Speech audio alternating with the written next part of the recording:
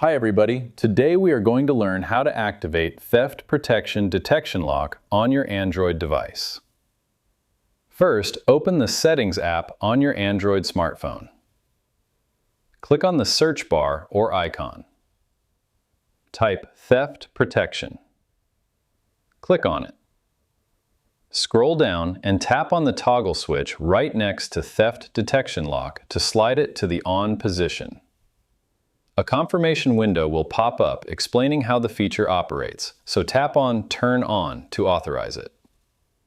The operating system framework will instantly activate your device's built-in motion sensors and advanced Google AI to detect sudden grab-and-run, bike, or vehicle snatching patterns. If a theft event is recognized, the system will execute an immediate forced screen lock within milliseconds, freezing your layout and blocking access to your active banking and personal data before the thief can react.